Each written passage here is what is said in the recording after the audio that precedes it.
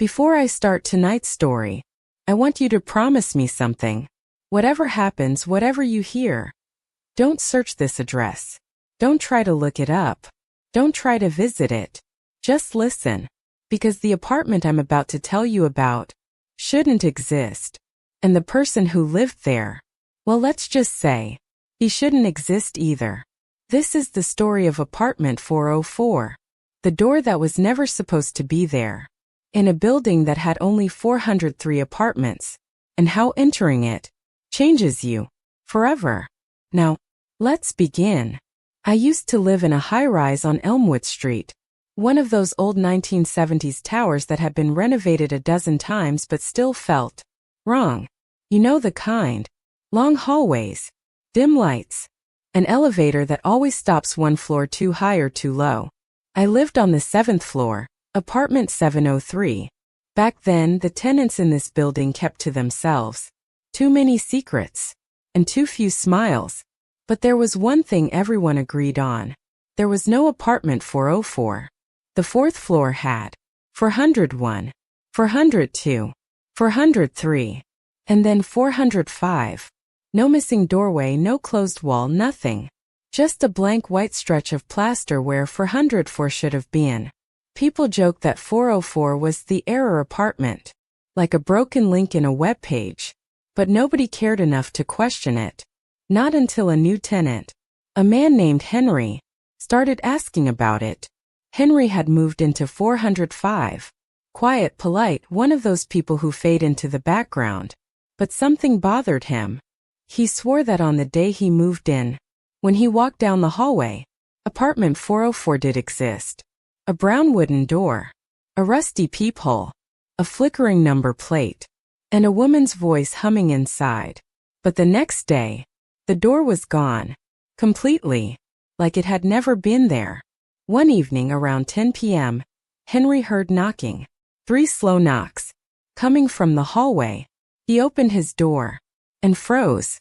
The door to apartment 404 was back. Same brown wood. Same rusty peephole. Same faint humming from inside. He blinked, rubbed his eyes, looked again. It was real. As real as the floor beneath his feet. He reached out and touched the number plate. Cold metal. Dusty edges. A texture that felt too old, too ancient. For a renovated building. Henry leaned closer. Listen. The humming was soft. A woman's voice. Sad, lonely. Almost calling for someone. He should have walked away. But curiosity, it infects people like a disease. So he knocked back. Once. Twice. 3 times. The humming stopped. The doorknob turned. Slowly. Steadily. And then, the door opened. Just a crack. Enough to see a dark room. No lights. And a shape sitting inside. A woman. Long hair. Back turned. Sitting in a wooden chair. She didn't look at him. Didn't move. She just whispered. Not yet. And the door slammed shut. The next morning 404 was gone again. Wall smooth. White paint. As if the door had never existed. Henry asked the landlord. An elderly man named Mr. Rourke. The landlord's face went pale. There is number 404, he said. There never was. Don't ask again. But that night, a woman from the 4th floor, Mrs. Delgado, vanished. Left her door open. Lights on. Phone charging. But she wasn't there. Henry noticed something else. Right outside the vanished apartment 404, someone had left muddy footprints. Small. Barefoot. Leading into the wall. He didn't sleep that night. 2 days later, Henry came home late from work. The hallway was silent. Too silent. And then, he saw it. 404 was back again. Door wide open. Pitch black room inside. And the woman, she was still sitting in the chair. Same position. Same long hair. But this time, her head was slightly tilted. Like she was listening. Waiting. Henry stepped closer. Against every instinct. Against every warning sign. He whispered. Who are you?